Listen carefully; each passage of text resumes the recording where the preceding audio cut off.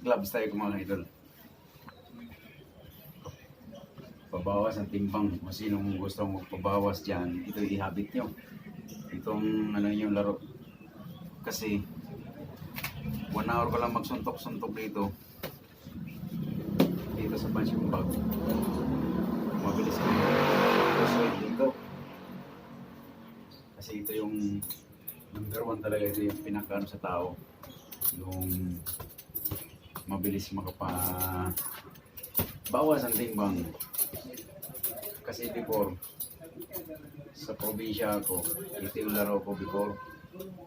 So kailangan pag naglaro ka ng ganito, mga boxing na ganito, disiplina ang kailangan sa sarili mga kaidol.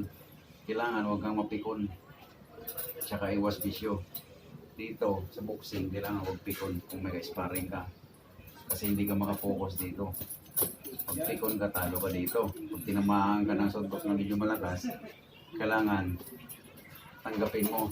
Kasi yan ang gusto mo eh. So ngayon, kung pikon ka, huwag ka na maglaro nito. Kasi suntok talaga to.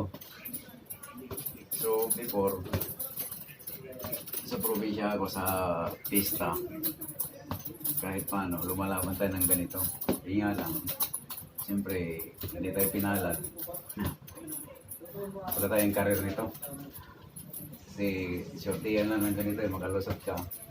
Okay. Ngayon kung hindi, hanggang ensayo ka lang, sparring.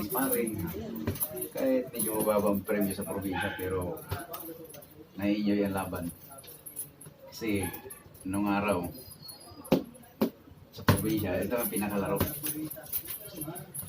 Mga kaidol, medyo magaan lang to.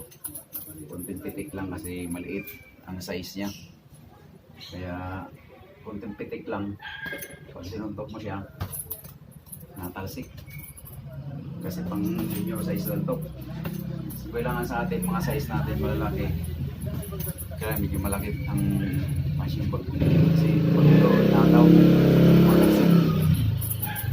So kailangan, pag sumuntok ko nito, hina lang. Ganyan lang. Kung kusugan mo, kung sa Bisaya o kung gagamay, medyo pitikin lang ng konti. Yan. Kasi kung kargado ang suntok mo, kung galing sa shoulder, yun ang pinakamalaki sa suntok. Kailangan pag sumuntok ka, dikit talaga. Tsaka huwag pumikit sa suntok. Kasi pag pumikit ka sa suntok, hindi mo makita ang kamao, lalapat sa mukha mo. So kailangan, focus talaga dito. Kailangan abang-abang lang talaga. Tsaka, kailangan resistensyado ka dito. Ayan. Mga idol, thank you for watching mga idol. Bigyan kayo ng kahit kunting idea sa gloves.